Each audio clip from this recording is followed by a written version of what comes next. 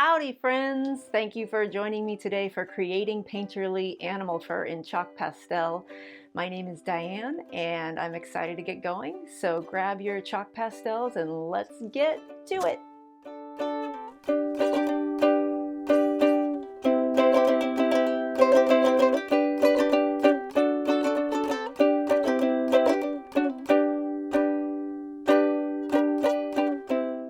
So before we get into the drawing, we're just going to quickly walk through what materials we need for this short class.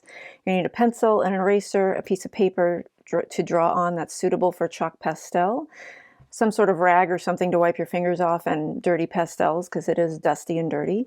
You'll need a printout of this reference photo, a painting. This is by Timothy Easton. You'll see this information at the bottom of your screen as well, so you can pause it and write it down. Timothy Easton is the artist. The title is Striped Jug with Spring Flowers, painted in 1992, oil on canvas. So just do an internet search, find this image, and print it out so you have your own reference to copy from. Preferably print on photo paper because the colors will pop more and the textures. But if you only have copy paper, that's okay too. And if you can, even enlarge the image a little bit so it's easier for you to copy from. So we're just going to work on the cat's head today as a way of exploring fur in chalk pastel, painterly fur. So this is not necessarily realistic, but it is very kind of rich and three-dimensional. So the first thing we're going to do is just draw a loose image of the cat's head. So I'm going to see how wide the cat's head is from nose to the back of the neck by using my pencil tip and my thumbnail to measure that space, and then I'm going to turn it and see how long that goes on the cat. And it goes right about to that shoulder blade area where that little red triangle is. So I'm going to make marks on my paper for where I want the back of the neck, and the nose is lower than that. So let's say I want it this big. Just made that up. You want to fill up your space nicely and leave enough room for you to color well. We don't want to do a cat's head that's this big because this is obviously a shrunken down version. The artist had a little more space than we do here. So now I'm going to take this space and turn it on its head so I know how tall the head should be and where that little edge should be. Not that we're necessarily going to go all the way down there, but we now have an idea. I'm also going to see now how to draw the head itself, where that little neck edge is relative to the back of the head and the front. And it's almost halfway across. It's just slightly closer to the nose. So if I were to do this and bring the neck down a bit, that's the back edge of the neck. I want to go a little further than halfway across, and that is right about there. Yeah, I'm going to make that the edge of the neck. So that's going to curve down something like this. Now from the chin to the top of the head, that's just a little bit bigger than this space.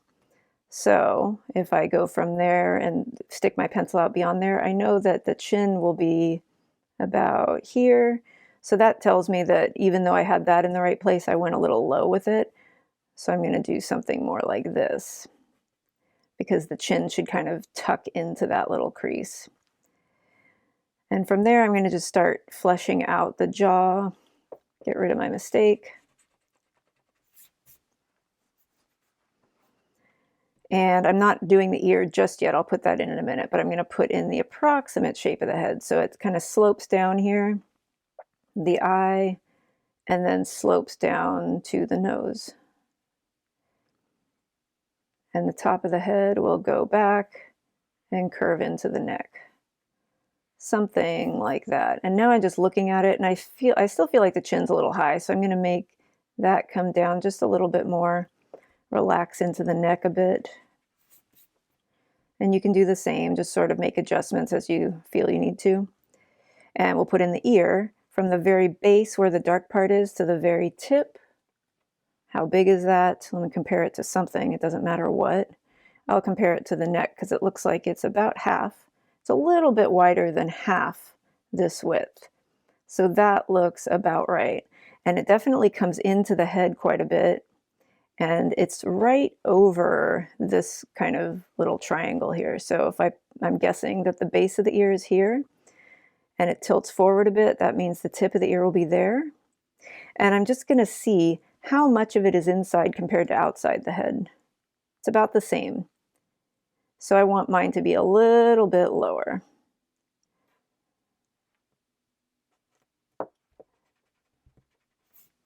And then how wide is the ear at the very base compared to the height? It's almost the same. It definitely looks a lot skinnier, but it's not. So it's about that wide compared to the height. And the front of the ear looks like it's about there, I'm guessing. And the back is here. But we can tell by kind of looking at the back of the ear. And if you see it, if it were to keep curving, it would curve right into that crook of the neck. So yeah, that looks about right. So I'm just going to draw an approximate ear shape here. And then I'll take a look at it and see if I think I goofed that up and need to change it. Let me get rid of the line of the head and add this little light part kind of disappearing into the back. And that looks about right. Actually, I will just soften this a little bit. So rather than have a sharp corner there, we're going to do that. That looks a little more anatomically correct. The eye is directly across from this little thing, and it's just going to be a little triangle. So kind of a tilted top edge, a tilted bottom edge, and a little curve in the front. And then the nose, we can just kind of make a placeholder, like a little curve and then a little base. I accidentally drew on here. The mouth is just a little line. Looks like it's about halfway between the nose and the chin, so about right here, and kind of goes up. And right now it looks like it's smiling, but that will, well, maybe it won't. Maybe it's just a smiling cat. I was going to say that will work itself out when we get into the color, but we'll see when we get there. Oh, you know what? I forgot to talk about the pastels. I went through all the materials. Oh my gosh. So we need pastels. I'm sure you recognize that. I have a 96 set of pastels. You don't need to have that many. It's nice to have for sure. If you're serious about pastels, I would highly recommend getting yourself a nice set. But if you're just sort of dabbling and want to see if you want to get into it further, then a set of 24 is perfectly fine, and you can find very reasonably priced ones at any art store. I wouldn't start with a set of 12. That's a little too limited if you can. Anyway, if I happen to be using a color such as this goldish brown that you don't have in your set, just improvise. So identify the color goldy brown and put a little bit of yellow down and a little bit of brown and probably a little bit of white, and that will make this color. And it's not, whatever you do, it's not going to be exactly like mine. Mine isn't going to be exactly like yours. So just do the best you can and focus on the technique. This is just all about being able to replicate fur in chalk pastel. So now that I've talk the blue streak about that, let's get on to coloring. So the first thing we're going to do is actually not focus on fur at all. We're not worried about the strokes or the texture. What we are doing is putting a nice rich layer of color down so that we have a good base to put the fur on top of. So we'll start with a nice creamy white and just color it where you see it. So I'm going to color a nice thick area of white around the top. I'm going to put a little bit down the back of the neck just because it's lighter there. So even though that's not necessarily creamy white, this is a great base for these lighter colors.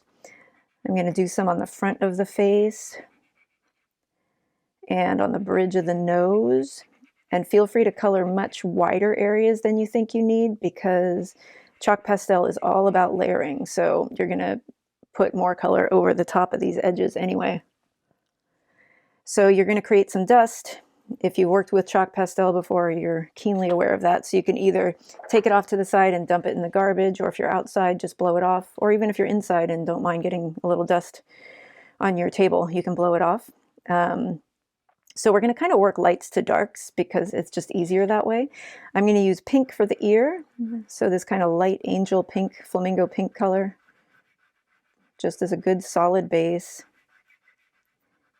And a lot of times we blend chalk pastel with our fingers, but we're not going to do that in this class. At least, maybe, well, we might do it a little bit, but not much.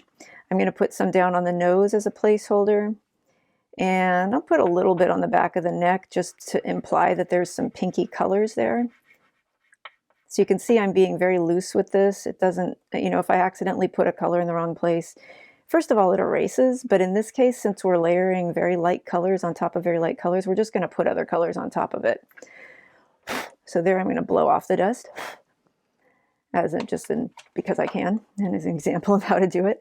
I'm going to put some gray down on the chin, and I'm doing this in really no particular order except for the whitish color. I put that down first because it was obviously lighter, but a lot of these colors are very similar in value. Value just meaning how light or dark something is. And it's really great to put most of your light values down first because then you're not competing with darker values as you go. Now I'm going to put some golden brown on the balance of the face here. And notice how funky this is starting to look. It's really just a blocky cat, which is nothing as beautiful and romantic as this one. But don't worry, we are going somewhere with this. Just stick with me and fill in all your white space.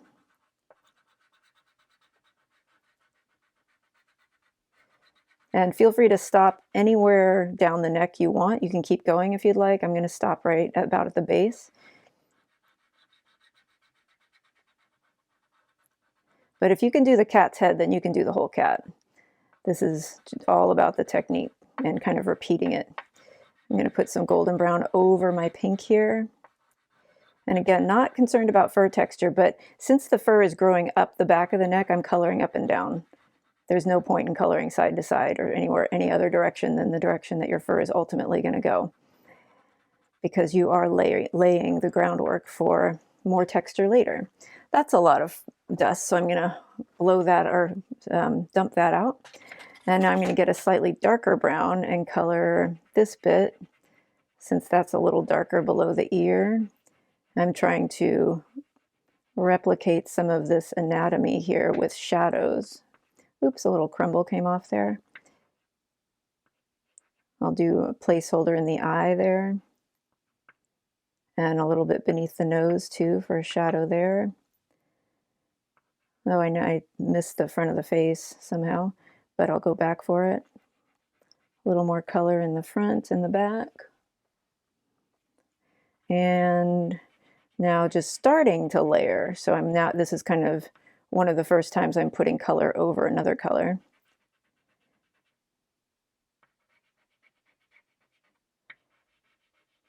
Some more dark brown down here. And there's a lot of dust. So again, super blocky, but getting a little more interesting, I guess.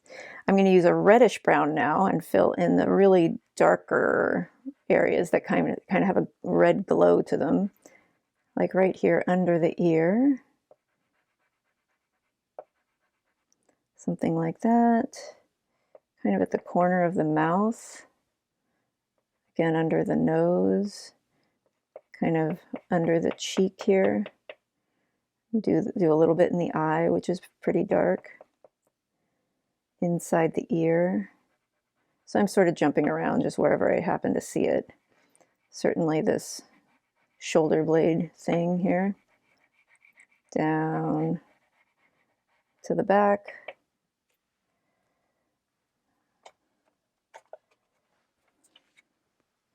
And I need to put something in the front of the face. I'm going to grab, where is my white? Here it is. I'm going to grab my white and just put it right in front of the eye to fill in that little spot. And then I'm going to go back and add a little more of this lighter brown here to fill in this little spot. So just make sure all your white's covered up with something. And if it's wrong, you can always go over it or erase it. But that's sort of the basic. Now that we have the basic colors in, now we're going to start focusing on fur. So you can grab those same colors. Actually, I'm not going to start with the light because at this point it's not really going to show up. I'm going to start with kind of a grayer pink than the pink I used initially, partially because there's a large variety of colors in here. So I want to get some subtle differences in, but also partially because I just want to dull down the pink in some areas. It's a little bit bright. So now I'm starting to focus on fur. So I'm going to start putting in lines wherever I see fur and paying attention to both the direction of the fur and the quality. So is it short and stubby, or are they long and wispy hairs? And whatever they are, just try to copy it with your strokes. I'm putting some of this dull pink over the gray on the chin because the chin is too gray and it needs to be warmed up a little bit. And I'll go over the forehead. It looks like there's some strokes kind of curving back towards the ear here. And I'm using a corner of the pastel. So you may have square pastels like I do, you may have round ones. Square ones, in my opinion, are much easier to do things like fur with because you can make all these lovely little lines pretty effortlessly just by using a corner of the pastel. Whereas round ones, you kind of have to rub on a scratch piece of paper to create a corner, but you can absolutely do that. So whatever type of pastel you have, you can do this with. It just may take a little bit longer if you have the round ones. But man, there are some great brands of round pastels out there. Juicy, wonderful, rich color. So now I'm just going over the mouth and kind of around the edge of the chin. That's probably, let's see, is that enough pink? I want to do, no, I'm not going to do the ear because the ear is pretty bright. So I'm actually going to go back there with some reds later. But I do want to put a little bit of pink into the fur here and kind of on the back of the cheek where it meets the neck. And that's enough of that for now. Now I'll go back with the brown and start doing lines. Oh, sorry, the lighter brown, the yellowy brown, because I like to do the lighter ones first and start putting some lines in for that. Just kind of focusing on texture now.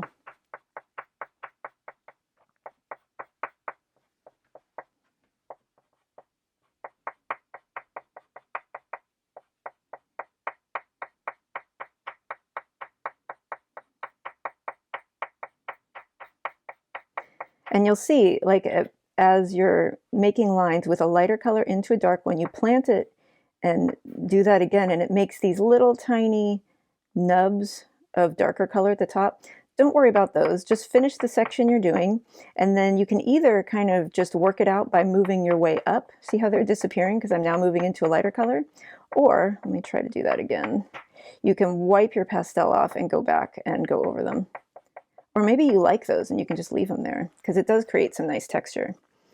Get a little bit more into this brown area. And that's good enough. I also feel like I need some more of this darker brownish red here. I kind of missed that part.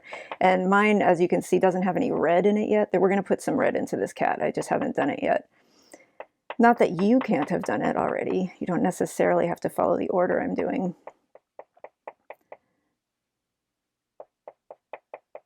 Put some more brown lines in. This is a little more subtle, kind of going up over the neck. Okay. Now I'll go into the darker brown and start putting some lines in with that. Over the cheek.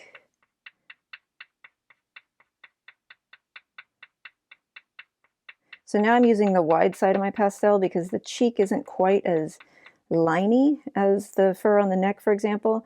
So you can choose what area, whatever area you're in, what texture you think is most appropriate.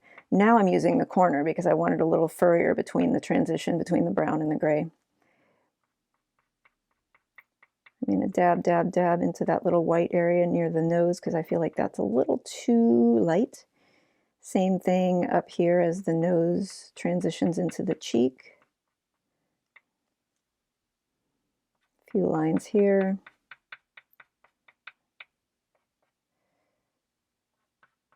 And at the base of the ear, I'm going to kind of use this brown to blend that dark brown into the head a little bit. Got some dust accumulating.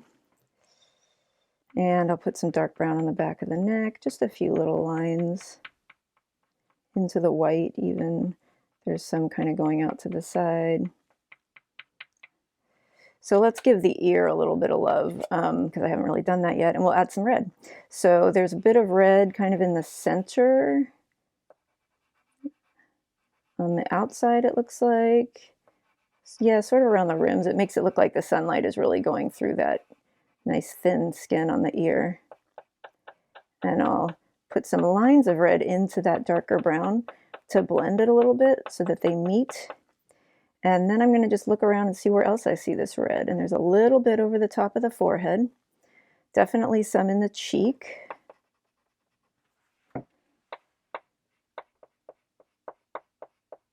Nose needs to be rosied up quite a bit. And underneath the nose, I'm just putting some little dabs of color there. Back of the neck, back of the head. Back over here. And you can see that when I first put the red in, it was kind of obnoxiously bright and seemed like it didn't belong there. But the more red I put into the rest of the portrait, the more it becomes exciting. It sort of marries with the other colors and they mirror one another. And you can almost do that, well, I hate to say with any color, that's not really true, but you can get away with a lot. Like if I wanted to put turquoise in here, I could probably do that as long as I put it more than just one place so that it looks like it has a relationship to the rest of the image. One color, it will always have a reflection of the color next to it in it.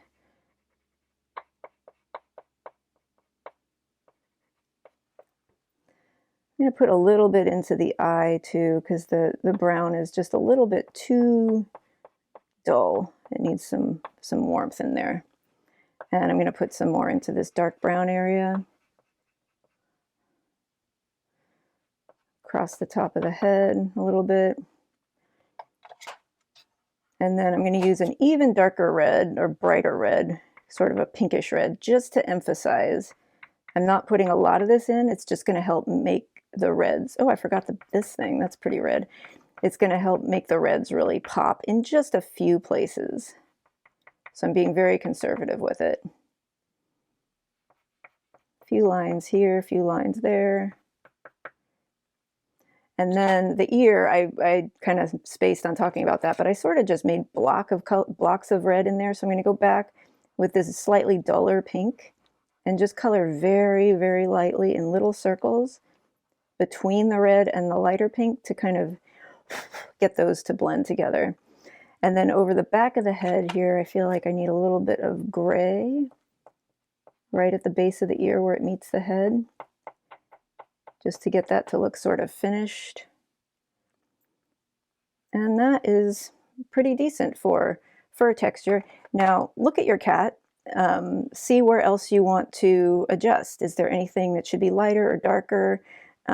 Just while I'm talking, I'm seeing that the front of the face is too simple. I need a little bit more color built up, and it looks like gray is a good color for that. Right over the brow here, that'll help round it off. So just look around at every part, the nose, the mouth, the cheek, the ear. Does anything stand out to you as needing a little bit more love? I could use some more light right here over kind of where the sunlight is hitting the cat in the neck. And then whenever you're happy with it, you can be done and hopefully try this on your own animal portrait. Thank you so much for joining me for this class. I had a great time. I hope you did. And please remember to subscribe to the channel, review or rate the class, and have a beautiful rest of your day.